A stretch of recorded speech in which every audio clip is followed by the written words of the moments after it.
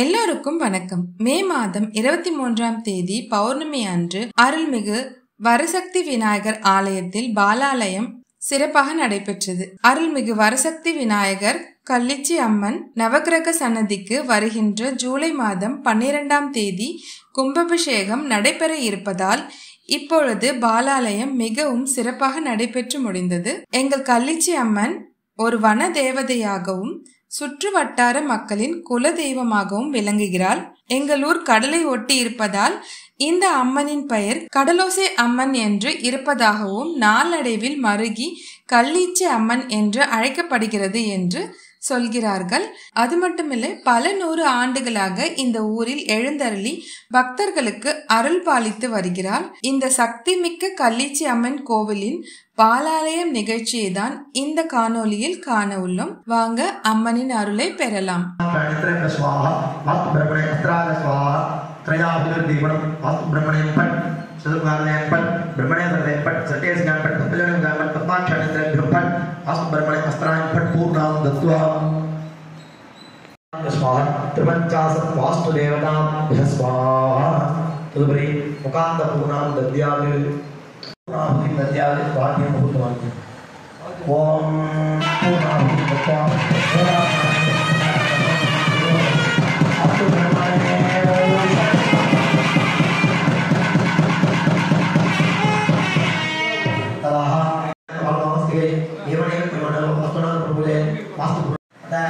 शेषकृतं शिरोदेशे दद्यात् एकताडनं कुम्भमपि विसर्ज्य प्रोक्षये हस्तमन्त्रताः वास्तु पुरुष शिरोदेशे होमामिन्द्रणं कृत्वा बालालयं प्रवेशयेत् पर्यग्नीकरणं कुर्यात् पुनश्च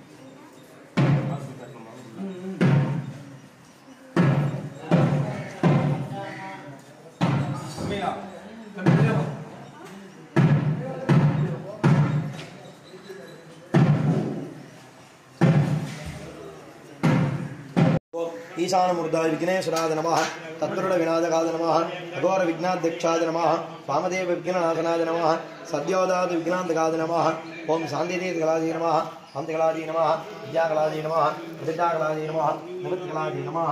तदुपरि अधिष्ठानवर्गे अनाश्रितादि कालाग्निरुद्रेभ्यो नमः, पादवर्गे शिवादि पृथ्वी शान्तितीर्थकलादिभ्यो नमः, भीमरुद्र गणपतये नमः। दिव्यस्य पुष्पाक्षते सगद्यादेत् वंदे भाग्यप्रदं दंदं मोदकपासमं कुशधरं लंबोदरं सुंदरं गात्रालालित दिव्यदेह निलयं वर्णैस्तु चित्राढ्यकं सर्वैः संस्तुत पद्मपादयुगलं श्रीपूर्ण कुंभं भजे।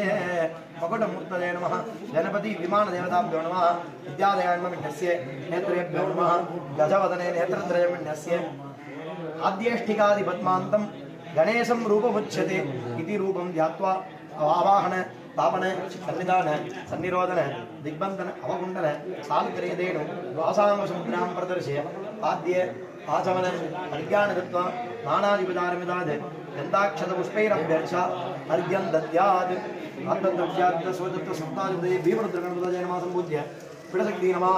प्रथमावरणे ईशानमूर्धादिभ्यो नमः, द्वितीयावरणे तदुपरि पिडशक्तिवल्लभादि नमः। प्रथमावरणे ईशानमूर्धादिभ्यो नैकुम्भवजेत् वरदादिभ्यो नमः, सुप्रबोधादिभ्यो नमः। वर्गे शिवादि पृथिव्यां शत्रं सप्तद्वेभ्यो नमः। आगच्छागच्छ दर्पणात् कुंभं प्रवेशे स्थिराय नमः अधिष्ठान पादवर्गे ओम अनाश्रितादि कालाग्निरुद्रेभ्यो चतुर्विंशतार्घ्यं दत्वा तदजादिभ्यो नमः ऐक्यं विभाव्य संरक्ष्य अवगुण्ड्य पादामसमुद्रां प्रदर्श्य समस्तोपचारं समर्प्य पीठात् कुम्भे संयोज्य द्वितीयावरणे वरदादिभ्यो नमः कुम्भे आवाह्य तृतीयावरणे शुक्रभूतादिभ्यो नमः चतुर्थावरणे इन्द्रादिभ्यो नमः पंचमावरणे नाराचादिभ्यो नमः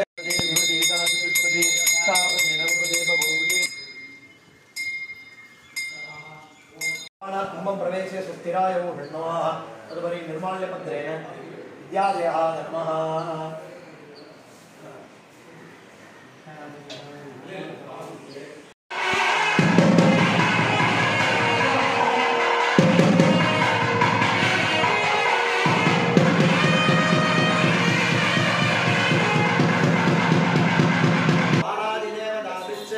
सर्वे आवरणैः सह मया समर्चिते कुम्भे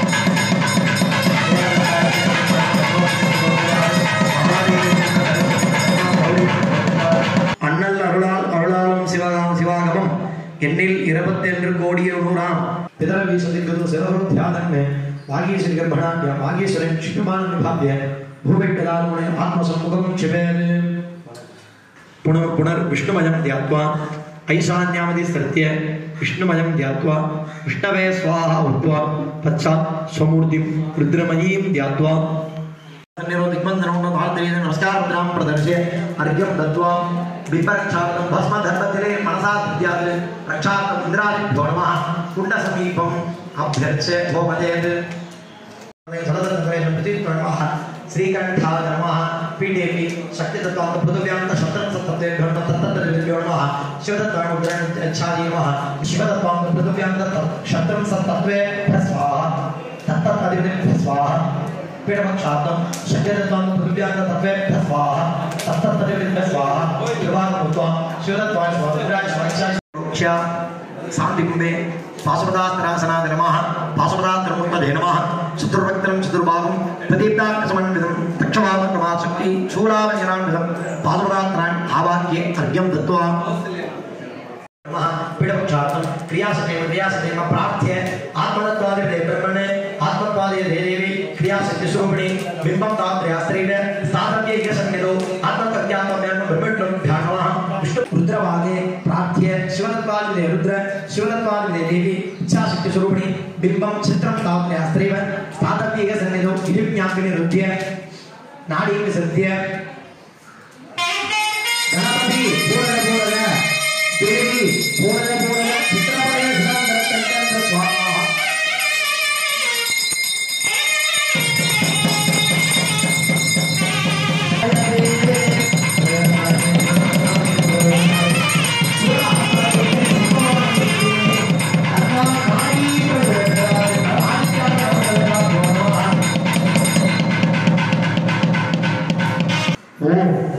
திருவும் கல்வியும் சீரும் தழைக்கவும் கருணை பூக்கவும் தீமை காய்க்கவும் பருவமாய் நமது உள்ளம் பழகவும் பெருகும் ஆழத்து பிள்ளையை பேணுவோம் புள்ளினால் கோடி ஆண்டு புதுமண்ணால் 10 கோடி செல்லுமாய் ஞானதனில் செங்கல்லால் 100 கோடி ஆலயங்கள் மடங்கள் தம்மை கல்லினால் புதுக்கின்றோர் கைலை விட்டு அகலாரே எண்ணியது முடிதல் வேண்டும்.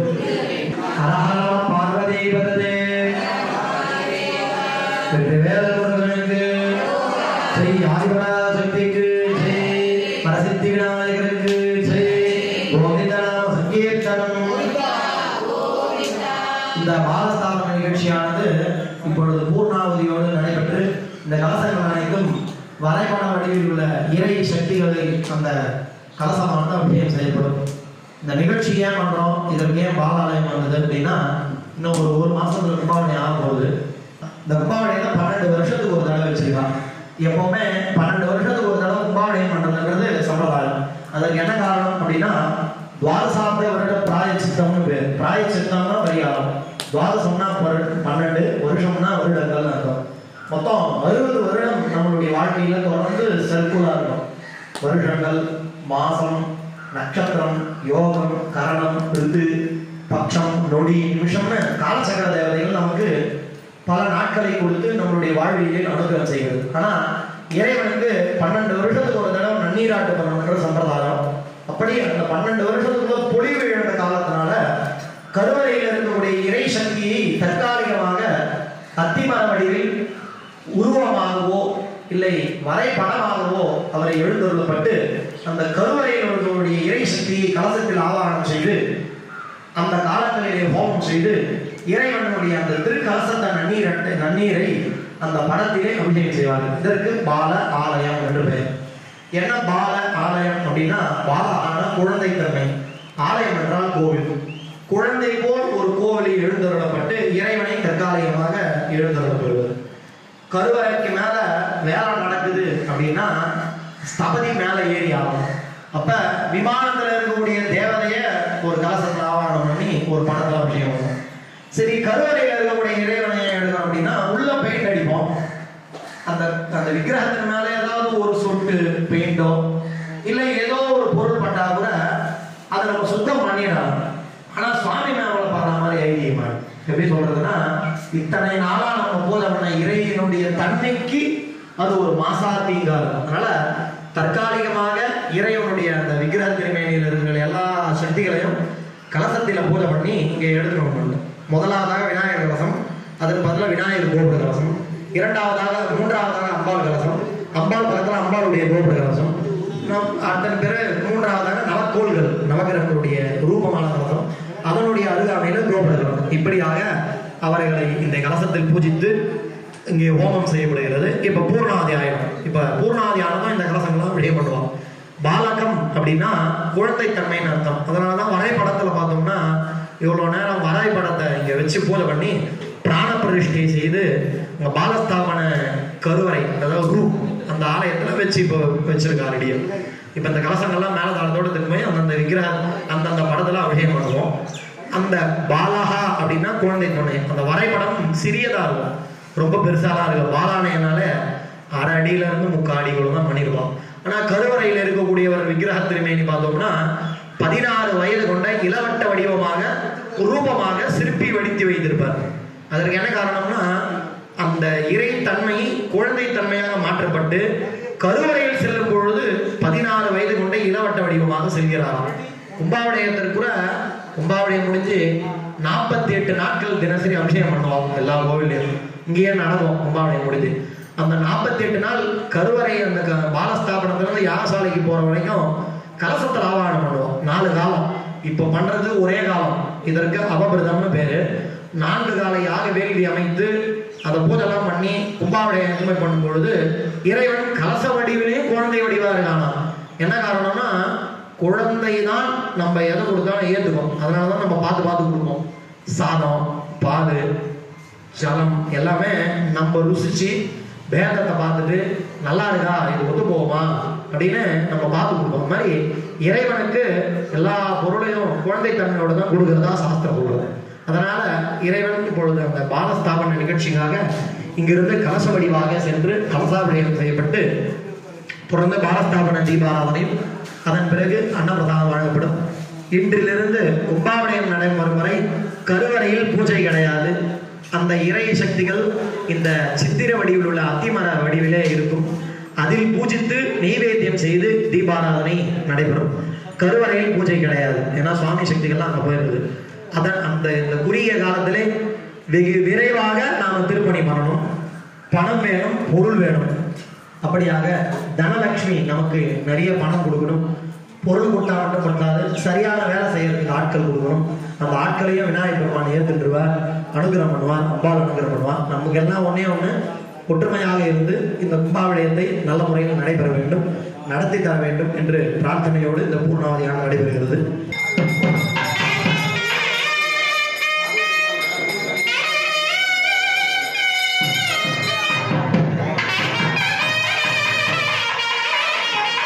எல்லாரும் பொதுமக்கள் ஆலய நிர்வாகம் அனைவரும் பூர்ணாவதிக்கு ஒரு மாதிரி பிரார்த்தனை பண்ணிக்கிறோம். முன்னாடி எல்லாரும் முன்னாடி வந்துருங்க. இப்ப வந்து விநாயகர் பெருமான் அம்பாளுக்கு மகா பூர்ணாவதி யாக நிகழ்வு.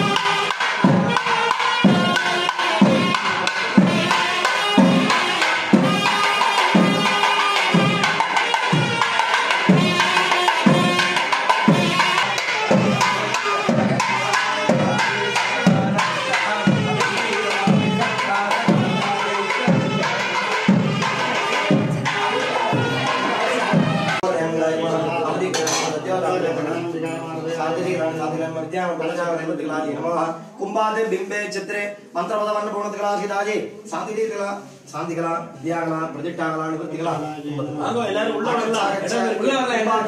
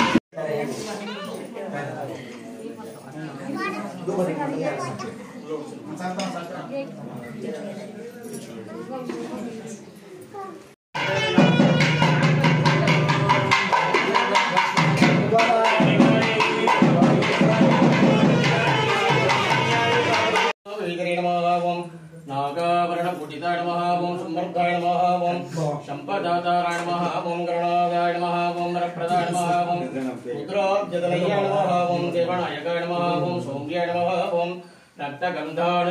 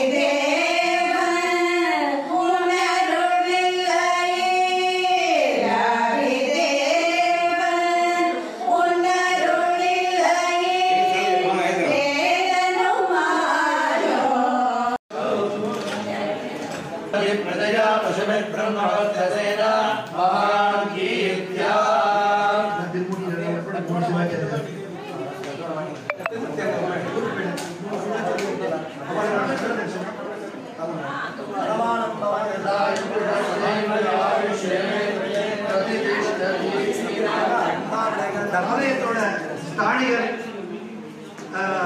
சர்வசாதகம் சிவபூஜையில ஸ்ரீகரிச்சிட்டு நமக்கெல்லாம் அமைஞ்சிருக்கார். தினம் சிவபூஜை இந்த மாதிரி ஒரு சிவாச்சாரியார் அமைந்து நமக்கெல்லாம் ஒரு பெரிய கொடுப்பனை, இந்த ஊருக்கே கொடுப்பனை, இந்த கிராமத்துக்கே கொடுப்பனை. அப்பேற்பட்ட சிவாச்சாரியார் திரு சமுத்திர குருக்கள், அவரோட சகோதரர் திரு பாலாஜி குருக்கள், இவளுக்கு சபையில் ஒரு மரியாதை. இதை தொடர்ந்து பிரசாத விநியோகம்.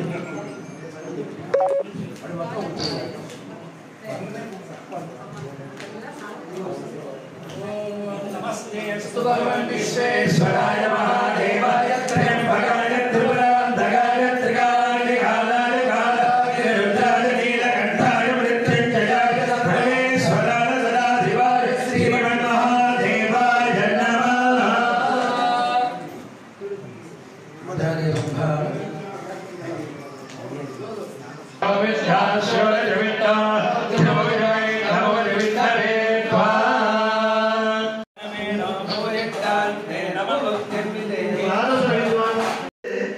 ஒரு ஓசை, அதனுடைய அலை ஓசை, அலைவது எல்லாத்தையும் ஒரு கட்டுக்கோப்போட வச்சு நம்ம ஜனங்களை எல்லாம் காப்பாற்றிட்டு இருக்கான்றதுக்காக அந்த அம்பாளுக்கு, தாயாருக்கு, இந்த அம்பாளுக்கு கடலோசை அம்மான்னு பேர் வச்சிருக்காங்க. மீனவர்கள், இதை சார்ந்தவர்கள் எல்லாரும் நம்ம நல்லா இருக்கணும்னு அம்பாள் அருள்பாலிச்சுருக்கா. அப்படிப்பட்ட கன்னிச்சம்மனுடைய கும்பாபிஷேகம் இந்த நகரையை வந்து இது 4வது முறை. அப்படிப்பட்ட கும்பாபிஷேகம் இப்போ 18 வருஷம் கழிச்சு நடுவில் சுனாமி போது நம்மளை காப்பாற்றின அம்பாள். இப்போ நம்ம இந்த நடுவில் கோவிட்னால ஒரு 18 வருஷமா ஆயிடுச்சு, 12, 13 நிறைவேறிட்டு. இருந்தாலும் அம்பாள் எப்போ நடத்திக்கணும்னு நினைக்கிறாங்களோ அப்பதான் நடத்திக்க முடியும். நமக்கு அப்பதான் புத்தி கொடுத்துருக்கா. அப்படிப்பட்ட கும்பாபிஷேகத்துக்கான பாலாலயம் இன்னைக்கு 23ஆம் தேதி மே மாதம் வியாழக்கிழமை நல்ல குருவார முகூர்த்தத்தில் நடந்து கொண்டிருக்கு. சிவாச்சாரியர்கள்லாம் மந்திரங்கள் ஓத வேத கோஷத்தோட அக்னி பகவான் நமக்கெல்லாம் அருள் பாலிக்க நல்ல பக்தர்கள்லாம் வந்து நல்லா நடந்திருக்கு. அப்படிப்பட்ட பாலாலயம் சீக்கிரமாகவே திரும்ப மூர்த்தியா அந்த இடத்துல வந்து உட்காரணும்ன்ற ஒரு பிரார்த்தனையோட பாலாலயத்துடைய பூர்த்தி வந்து 12 ஜூலை வெள்ளிக்கிழமை, ஜூலை 12 வெள்ளிக்கிழமை திரும்ப அம்பாள் பிள்ளையார் நவகிரகம் அவ இடத்துல வந்து இந்த சித்திரப்படத்துல இருந்து இந்த இடத்துக்கு வந்து உட்கார்ந்துருவா. எல்லாத்துக்கும் அதே அருள் பாதிப்பா.